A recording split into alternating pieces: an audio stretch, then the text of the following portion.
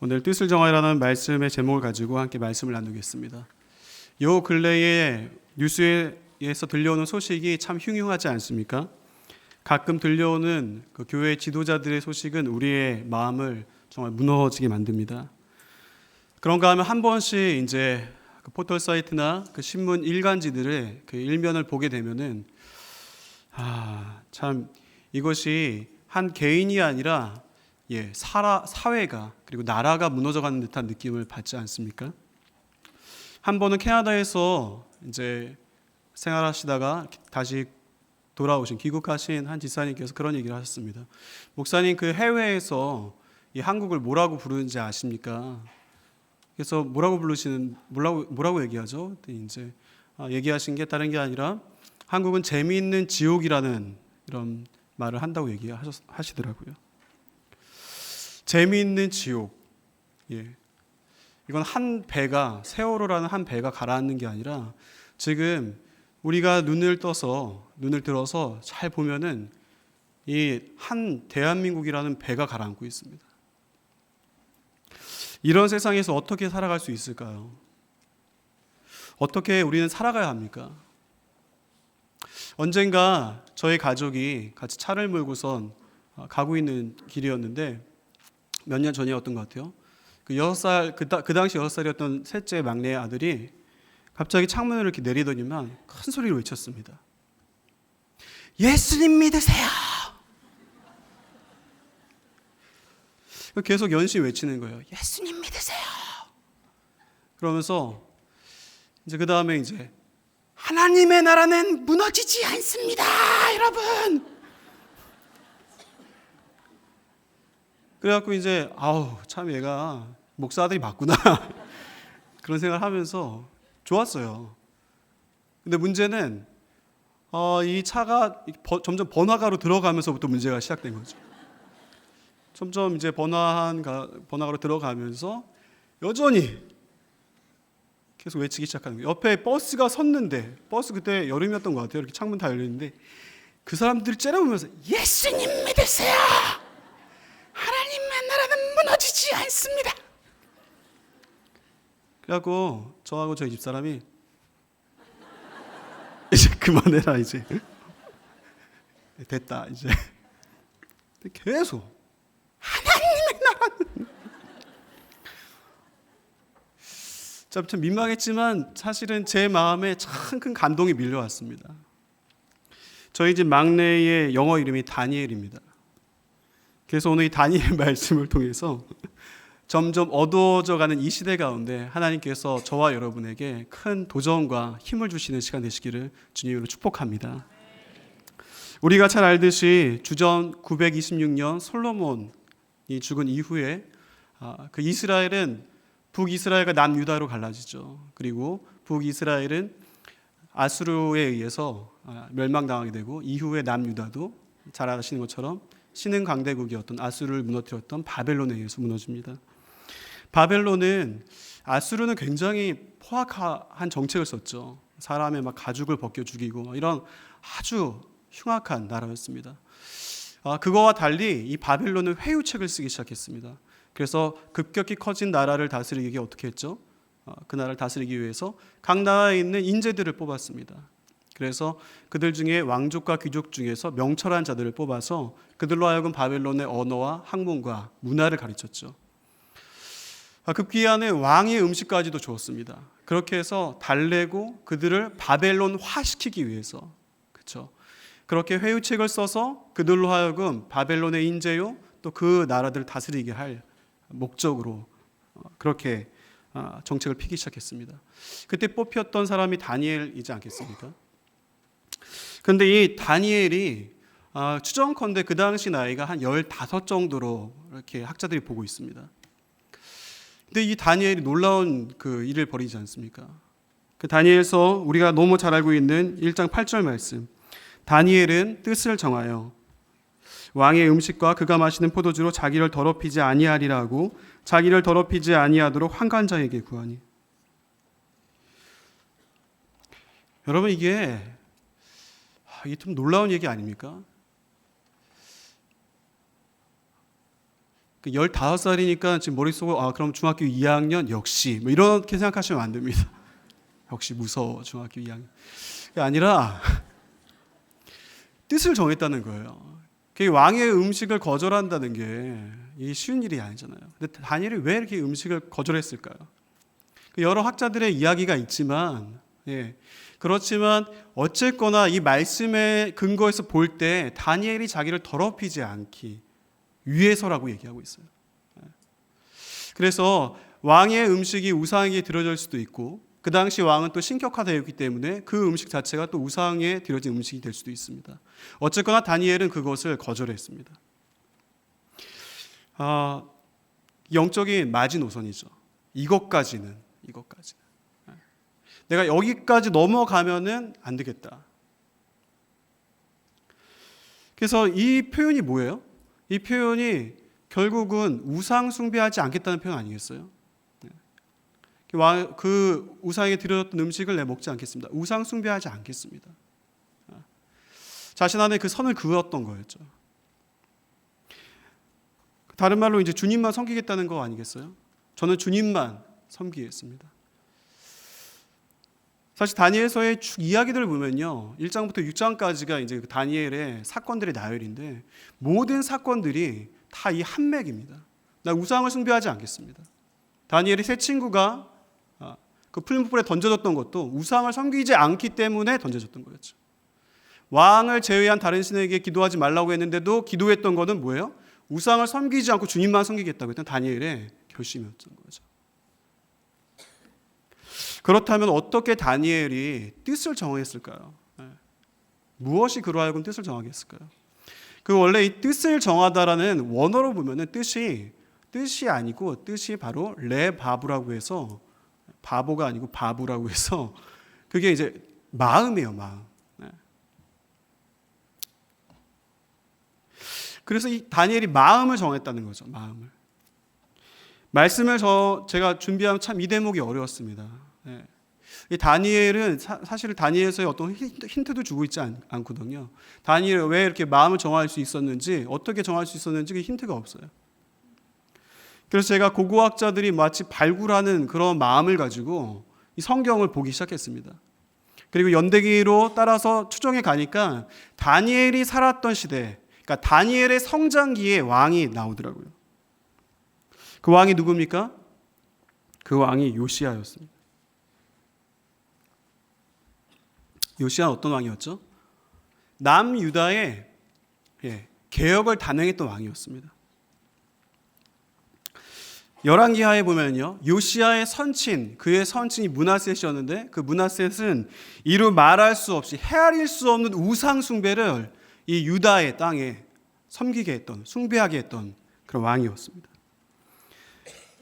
그랬던 시대 이후에 요시야가 이제 왕이 되었고 그가 개혁을 하는데 우연히 잘 아시는 내용처럼 성전에서 율법책을 발견합니다. 그리고 그 율법책을 듣고 읽으면서 어떻게 합니까? 그의 옷을 찢습니다. 열왕기하 22장 11절 말씀 같이 한번 읽을까요? 읽겠습니다. 시작. 왕이 율법책의 말을 읽자 곧 그의 옷을 찢으니라. 그런 다음에 어떻게 합니까? 모든 백성을 모아서 그 율법의 말씀을 듣게 합니다. 열왕기하 23장 2절입니다. 또 같이 한번 읽겠습니다. 이에 왕이 여호와의 성전에 올라가매 유다 모든 사람과 예루살렘 주민과 제사장들과 선지자들과 모든 백성이 노소를 막론하고 다 왕과 함께 앉으라. 왕이 여호와의 성전 안에서 발견한 언약의 책의 모든 말씀을 읽어 뭐래요? 노소를 막론하고요. 모든 백성을 향해서 이 말씀을 듣게 했다는 거예요. 그 다음 대목이 더 중요합니다. 3절이요. 같이 읽을까요? 왕이 단 위에 서서 여호와 앞에서 언약을 세우되 마음을 다하고 뜻을 다하여 여호와께 순종하고 그의 계명과 법도와 율례를 지켜 이 책에 기록된 이 언약의 말씀을 이루게 하리라 하며 백성이 다 그 언약을 따르기로 하니라. 아멘. 3절 말씀 아까 보셨죠? 마음을 다하고 뜻을 다하여. 마음을 다하고 뜻을 다하여 그러고 난 다음에 백성이 다 그 언약에 따르기로 하니라. 뭐 좀 비슷한 거 있지 않습니까? 마음을 다하고 뜻을 다하여, 뜻을 정하여. 비슷하지 않습니까? 그 후에 요시야가 어떤 행동을 합니까? 남유다에 있던 당시 우상들이요, 몰록, 밀곰, 태양신, 그모스, 아스타롯, 아세라, 모든 석상과 목상을 찍어 버리고 산당들을 불태우고 그걸 다 빻아서 기손 시냇가로 뿌려버립니다. 성전의 남창들과 산당의 제사장들을 다 없앱니다. 그런가 하면 북이스라엘에 18명의 왕이 있었는데요, 하나님께 칭찬드리는 왕이 몇 명이었죠? 아무도 없었습니다. 남유다에는 몇 명이었죠? 18명의 왕과 1명의 여왕이 있었는데, 그 중에서 8명만이 칭찬을 들었습니다. 여호와 보시기에 정직히 행하였다라고 성경 말씀에 쓰여 있습니다. 그러나 다윗의 길과는 달랐더라. 산당까지는 제거하지 않았어요. 근데 그 중에서 2명의 왕은 참 잘했어요, 이 칭찬을 받습니다. 그 2명이 누굽니까? 히스기야와 요시야입니다. 어떻게 히스기야가 요시야는 참 잘했어, 이 칭찬을 받을 수 있었을까요? 그 두 사람에게 특별한 점이 있습니다. 그게 뭡니까? 그 두 사람에게는 뒤에 선지자들이 있었다는 거죠. 그 선지자는 히스기야는 이사야가 있었고요, 요시야는 예레미야가 있었습니다. 어떻게 왕이 개혁을 해야 되는지, 무엇이 하나님의 마음에 흡족한 개혁인지, 마음인지, 행실인지를 코치했다는 거죠.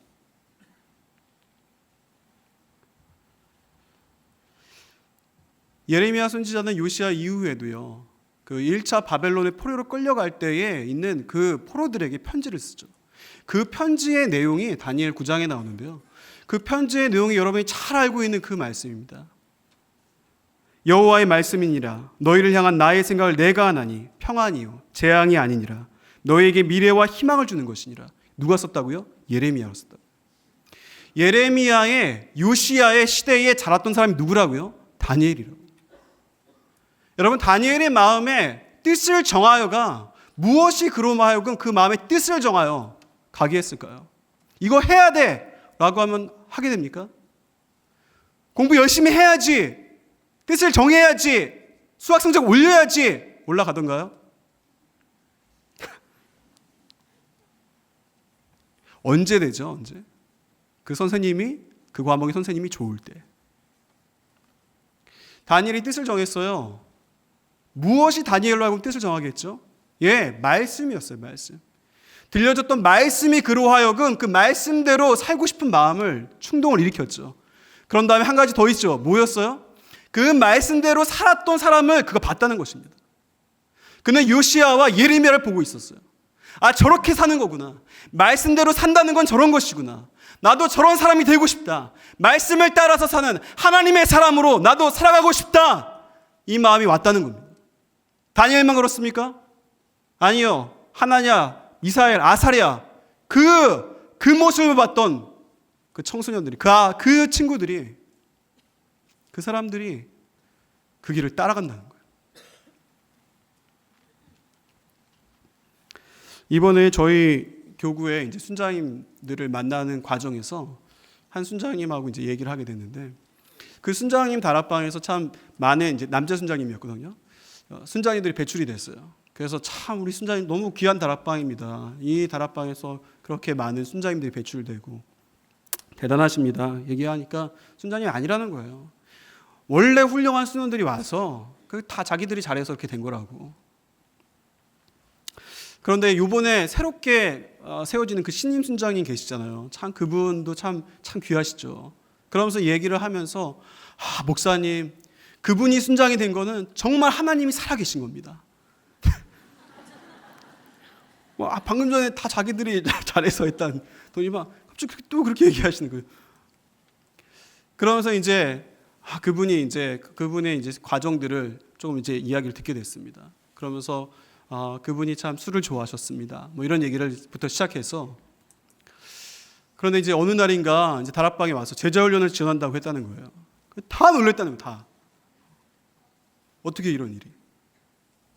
왜냐하면 그 다락방에서 제자훈련을 지원한다는 거는 이코로 뭐예요? 술을 끊겠다는 거예요.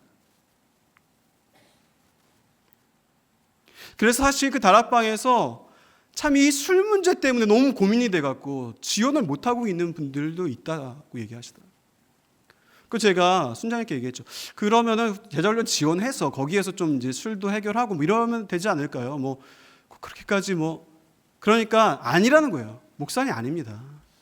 그 남자 집사님들의 마음에는 그렇지가 않습니다. 이게 거기에 지원한다는 거는 이코르 끊겠다는 겁니다. 이 대목에서 너무 찔리지 마시고.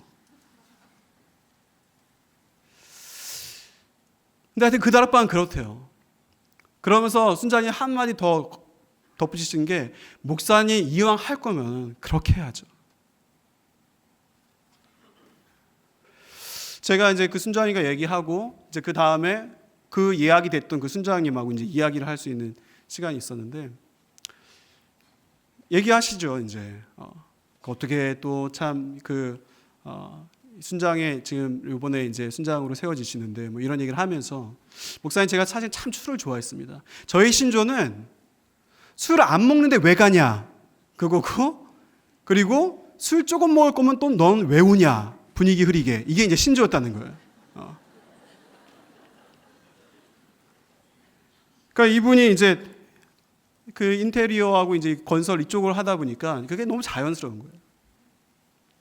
근데 이제 어떻게 그러면 그렇게 지금까지 오시게 됐습니까? 이제 물어보니까 목사님 이제 분당 우리 교회 왔더니 너무 막 천사 같은 미소로 막 이렇게 막 목사님과 그 전도사님이 다락방을 연결해 드릴까요? 이러면서 이제 바로 연결했다는 거예요.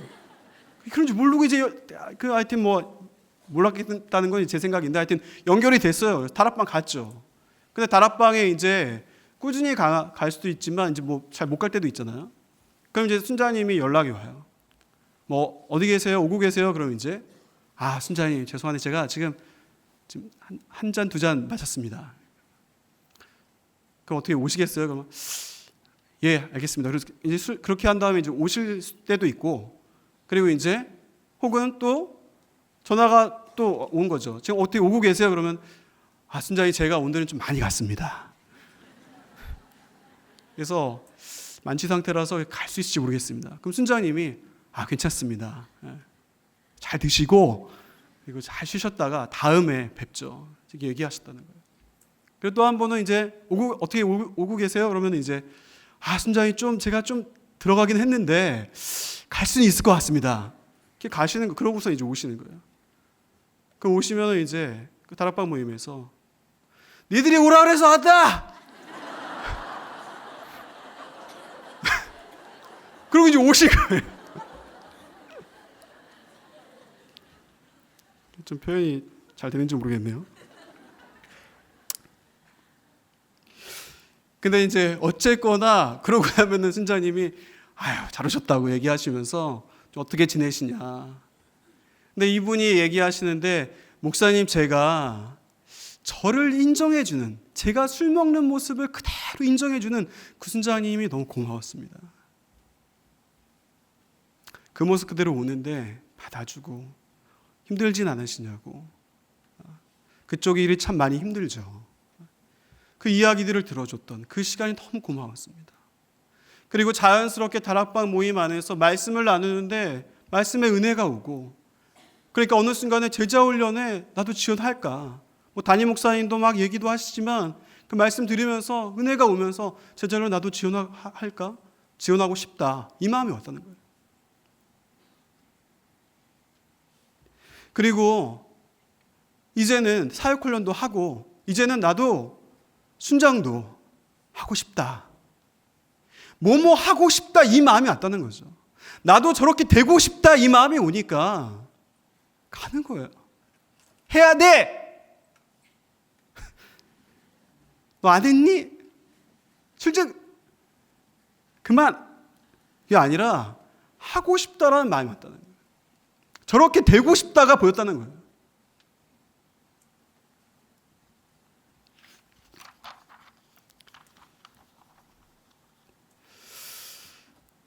제가 그분을 보면서 그렇죠. 말씀이 우리의 마음을 변화시키죠. 그러면서 나는 너무 부족한데 하나님, 그런데 이렇게 부족한 나는 그러나 주님을 닮고 싶습니다. 이 부족한 저이지만 하나님, 이 저 순장님처럼 제가 살고 싶습니다. 그 마음을 주시는 거 아니겠어요? 그럼 그 순장님은 무슨 마음으로 살아가는데요? 주님, 저는 예수님처럼 걷고 예수님처럼 말하고 예수님처럼 생각하고 싶습니다. 저는 주님이 닮고 싶습니다. 그거 아니겠습니까? 오늘 이 밤에 주께서 우리 모두에게 그분을 닮고자 하는 그 마음 부어주시기를 주님의 이름으로 축복합니다. 그런가 하면 이 뜻이 정해졌는데요. 뜻을 정했습니다. 그런데 사실 이 뜻을 이어가는 게 쉬웠을까요? 여러분, 이 다니엘 말씀을 쭉 보면요, 1장의 말씀을 저도 그 부분을 참 관가했었는데요, 그 말씀을 자세히 보다 보면 그렇지 않다는 걸 볼 수가 있어요. 뜻을 정하니까 자연스럽게 풀린 게 아니었어요. 10절 말씀에 보니까요, 10절 말씀에 환관장이 다니엘에게 이르되 내가 내 주 왕을 두려워하노라. 그가 너희 먹을 것과 너희 마실 것을 지정하셨거늘 너희 얼굴이 초췌하여 같은 또래의 소년들만 못한 것을 그가 보게 할 것이 무엇이냐. 그렇게 되면 너희 때문에 내 머리가 왕 앞에서 위태롭게 되리라 하니라. 뭐 한 거예요? 환관장이 자기 목이 달아나는 거죠. 그러니까 환관장이 거절한 거예요. 안 되겠는데.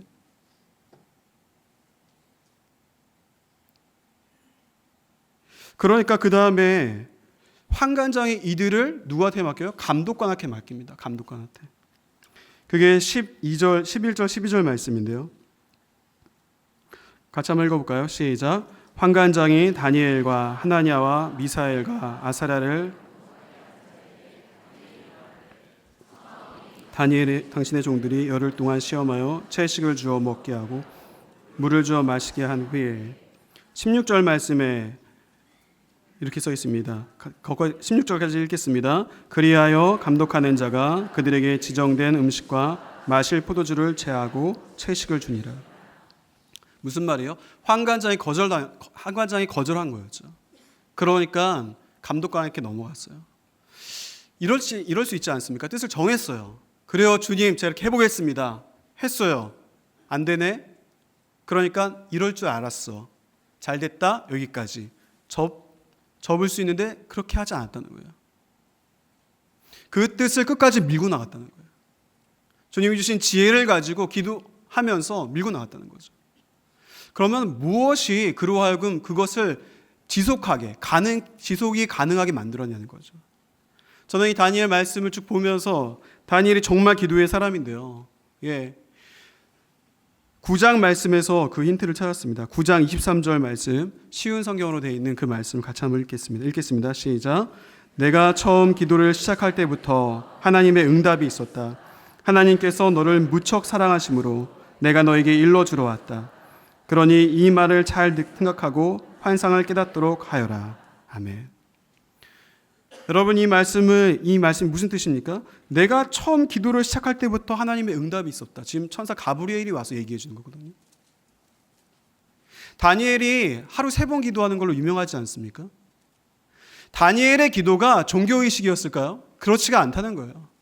다니엘의 기도는 하나님과의 인격적인 교제 안에서 그분을, 그 살아계신 하나님을 느끼면서 그분을 인정하면서 나의 주 나의 살아계신 주여, 그냥 천지신명이시여 비는 게 그 기도가 아니라, 원래 3번씩 기도해라 그러니까 그 기도했던 삼신할머니께 기도하는 그런 기도가 아니라, 살아계신 주 하나님 아버지, 내가 주님을 인정합니다.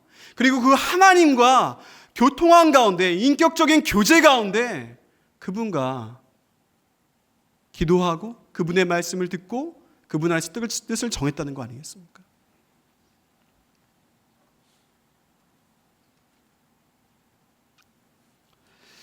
다니엘에게는 고난이 있었죠. 그것은 포로로 끌려올 때가 고난이에요.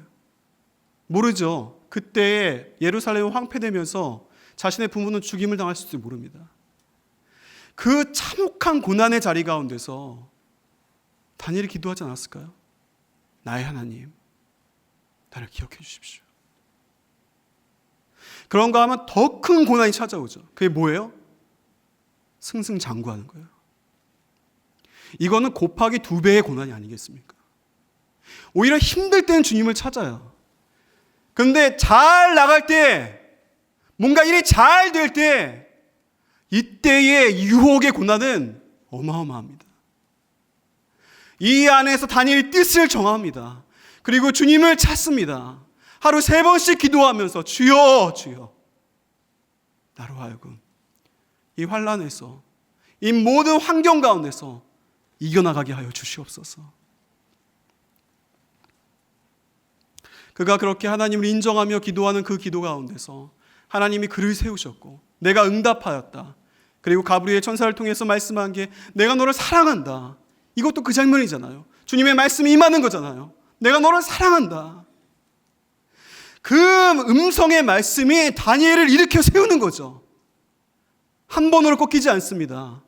꺾으려고 하는 그 다니엘의 마음을 끝까지 가게 만드는 그 힘이 바로 이 기도 가운데 느껴지는 주님과의 친밀함, 그리고 주님의 음성이 아니겠습니까?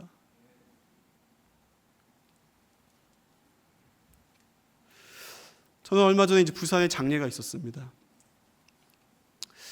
부산에 장례를 치르고선, 그리고 부산에 장례 난 곳을 다녀오고 난 다음에 제 추억의 장소로 갔습니다. 제 추억의 장소가 어디냐면 이제 해운대 앞바다예요. 언젠가 한번 얘기했던 그 기억이 나는데, 그 이유는 한 오래 전이었어요. 그때 이제 저희 가족들이 함께 해운대에 처음 갔었을 때였어요. 그런데 그 해운대 앞바다에서 이렇게 있는데, 한 이제 저녁이 되어가는, 그 해가 뉘엿뉘엿 지어가는 그쯤이었는데, 그때 이 해운대 옆에 이제 그 있잖아요. 그 해변길 있잖아요. 그 길을 가고 있는데 같이 가고 있던 첫째와 둘째가 사라진 거예요. 그 옆에, 이 해변길 옆에 뭐가 있죠? 호텔들이 있죠. 호텔들이 쫙 있어요. 그리고 난 다음에 그 호텔에 그 여름이었거든요. 그 야외라 그래야 되나요? 그 뷔페가 이제 이렇게 쫙 차려져 있었습니다. 그러니까 애들이 사라졌어요. 어디 있었어요? 거기 들어가 있는 거예요. 거기. 그래서 제가 나오라고 했죠. 나와라. 근데 다시 가고 있는데 또 사라졌어요. 어디가 있어요? 거기도 들어가 있는 거예요. 거기에 당시에 뷔페가 1인당 6만 원이었어요. 호텔 뷔페가. 어떻게 해요? 당장 나와라. 그리고 이제 얘기한 거죠. 맛있는 거 먹으러 가자. 돼지국밥 먹으러 가자. 데리고 간 거예요. 그러니까 자기들은 여기서 먹으면 안 되냐는 거예요. 안 돼. 그리고 이제 우리 돼지국밥 먹으러 가야 돼. 부산의 명물이야 그게. 그래서 이제, 하지만 제가 그 해변길을 걸으면서 하나님께 작은 소리로, 저도 읊조리였던 거예요. 저도 먹고 싶어요. 그리고 저도 저 애들을 거기서 먹이고 싶어요. 아비의 마음 아닙니까? 그런데 그날 밤에 연락이 왔어요. 이제 그날 밤에 부산이 고향인 어떤 목사님이 이제 이렇게 왔다고 연락이 오고, 한번 만나자. 그래서 뭐 만나기로 했어요. 그리고 내일 또 같이 뭐 식사를 하자. 그래서 그럼 어디로 갈까요? 그랬더니 이제 그 목사님이 우리 장모님이 좀 권사님이신데 대접하고 싶어한다. 어디였어요? 호텔이래요. 호텔. 그 호텔 이름이 파라다이스거든요. 파라다이스. 천국이에요. 천국. 애들이 살았던 호텔 이름이 뭐예요? 파라다이스예요. 파라다이스. 제가 거기 호텔 갔죠. 호텔에서 만나고 딴 데 갔을까요? 그 호텔 뷔페 먹었죠. 괜찮다고. 권사님이신데 너무 대접하고 싶어서 식사 같이 하죠. 제가 먹고 난 다음에 그 해운대 앞바다에 밀려오는 파도를 보면서요, 그 광대하신 하나님을, 나의 하나님 아버지, 눈물이 주르르 흘리더라. 하나님이 나를 얼마나 사랑하시는지. 제가 장례가 나서 거기를 다시 거닐면서 어느 순간 보니까 제 마음이 다 식어져 있는 거예요. 하나님에 대한 친밀함도 사라지고 제 마음에 참 허탈한 마음도 있고, 그러면서 스타벅스에서 하여튼 뭐 커피 하나 뽑아갖고 이렇게 마시면서 있는데 옆에 또 구슬프게 이렇게 거기 음악을 틀어주더라고요. 응답하라 1988. 언젠간 가겠지 푸르른 내 청춘. 그러면서 이게 막 나와요. 그대요. 그러면서 이제 막 나오는데 정말 허무하냐. 그 드라마 너무 감동적이었지만 알고 보면 참 허무한 거. 하나님 너무 허무합니다. 이게 뭡니까? 그러고서 이제 저 혼자 이제 기도하는 거예요. 해운대 앞바다에서. 그러고 있는데 주님께서 제 마음에 이삭아, 내 아들아, 내가 너 사랑한다. 그렇게 말씀하시는 것 같아요. 내가 너 사랑한다. 이삭아, 나는 너를 향한 계획이 있다. 그러면서 주님께서 제 마음에 내가 내 아들을 주기까지 너를 사랑한다. 그 말씀을 하시는데요. 저희 제자반에 언제 한번 얘기했죠. 말씀드렸는데 암에 걸려서 그 아버지가 아들의 간을 이식받아야 됐습니다. 그 아들을 제가 그 병원 기도하다가 찾아가야겠다 싶어갖고 갔는데 그 아들이 아산병원에 누워 있는데요. 그때가 이제 수술 끝나고 얼마 안 됐을 때였나? 그 아들이 이제 아버지를 살리려고 그렇게 수술하고서 앉아 있는데 그 아들이 미간을 찌그리면서 엄청 고통하고 있는 그 장면을 아들을 하고 있는 거예요. 그러다가 막 토를 하면서 이 수술을 한 후에 너무 고통스럽고 아파서. 근데 제가 그 아들을 보는데 눈물이 떨어지더라고요. 그 아버지가 이 아들을 봤다면 어땠을까?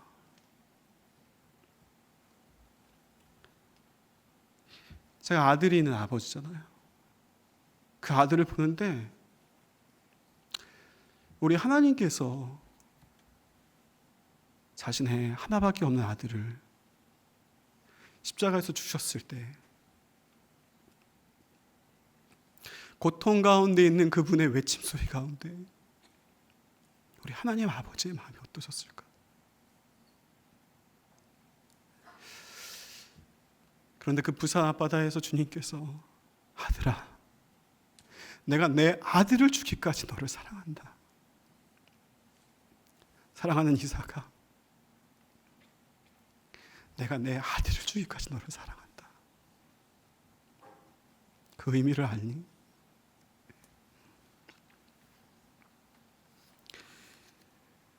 그 주님의 음성이요 저를 살렸습니다. 그래서 제 안에 모든 것이 다 살아나게 만들었어요.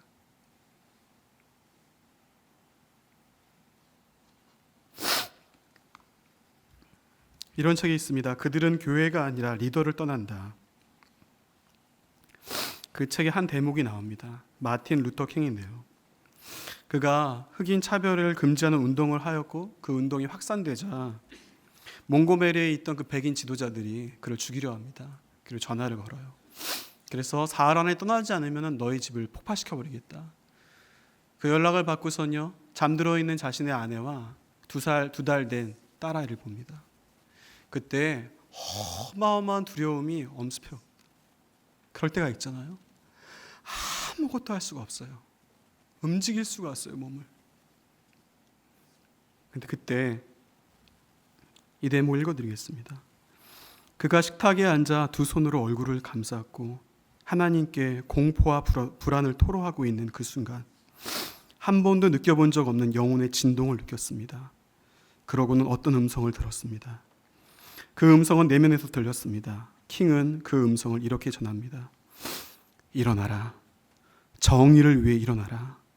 진실을 위해 일어나라. 보라, 내가 세상 끝날까지 너와 함께 할 것이다. 너를 떠나지 않을 것이다. 그는 예수님의 음성을 들었습니다. 그 순간 모든 것이 변했습니다. 그의 관점이 변했고 그의 사명이 변했고 그의 인생이 변했습니다. 저는 오늘 이 밤에 우리가 기도하는 이 밤에 모쪼록 우리 사랑하는 성도님들에게 그 주의 임재가, 신적인 임재가 주의 음성에 들려지는 이 밤 되시기를 주님의 이름으로 축복합니다. 말씀을 마무리하면서 저는 이번 주 한 편의 영화를 보았습니다. 제목이 동주였는데요. 일제치하의 윤동주 시인의 삶을 그린 영화였습니다. 기회가 되신다면 여러분 모두가 보시면 좋겠습니다. 그 영화 보면서 정말 다니엘을 많이 생각했습니다. 왜요? 그 영화에 나오거든요. 창씨개명이 나와요. 이런 거였구나. 부들부들 떨면서 창씨개명을 하기 싫어서. 근데 그 윤동주가 자신의 이름을 바꾸는데요. 그 장면을 보면서 이거구나. 다니엘 이름이 벨드사사로 바뀌었던 거, 하나냐, 미사엘, 아사랴가 사드락, 메삭, 아벳느고로 바뀌었던 거 창씨개명이구나. 그리고 천황에게 절하라고 신사 참배를 강요당했던 그때, 이 어두웠던 시대구나. 이 다니엘의 이 이야기가 단순한 이야기가 아니구나. 이랬던 시대의 뜻을 정한다는 거, 이 목숨 내는 일 아닙니까? 그 영화를 보면서 그 영화의 첫 장면부터요, 내용의 전체가 다 기독교예요. 그것이 바탕으로 깔려 있어요. 목사님이 너를 찾으셔 동주야. 이런 내용, 그 장면이 첫 시작이거든요. 다 얘기할 수는 없어요. 그리고 그의 사촌이 세상을 바꿔야지, 신앙이 세상을 바꿔, 그러니까 윤동주가 여기까지 오게 한 거는 신앙이었다고. 그 마지막에 그의 절개를 지키기까지 중간중간 기도하는 장면이 나오거든요. 제가 그 영화를 마치고 그 영화를 다 보고 난 다음에 그의 서시가 떠올랐습니다. 죽는 날까지 하늘을 우러러 한 점 부끄럽게 얻기를. 잎새에 있는 바람에도 나는 괴로워했다. 그의 마음 가운데 절개를 지켰던 것이 무엇이었을까? 어떤 힘으로 그 삶의 한 자리 가운데, 어쩌면 그냥 아무도 모른 채 그렇게 끝날 수 있는 그 인생 가운데 자신의 자리에서 자신의 하나님이 주신 고유한 그것을 가지고, 은사를 가지고 민족 가운데, 그것이 이후에 그렇게 될지 몰랐죠. 그런데 어떻게 그렇게 아름답게 쓰이다가 갈 수가 있었을까? 사랑하는 여러분, 이 시대에 하나님이 사람을 찾고 있습니다. 그 사람은 누구입니까? 그 사람은 어떤 사람입니까? 뜻을 정한 사람. 주님, 제 마음을 주님께 드립니다. 드리고 싶습니다. 하나님, 너무 부족하지만 하나님, 내가 그런 사람 되고 싶습니다. 하나님, 저를 이끌어 주시옵소서. 오늘 이 작은 고백 가운데 주님께서 주의 은혜를 부으실 줄로 믿습니다.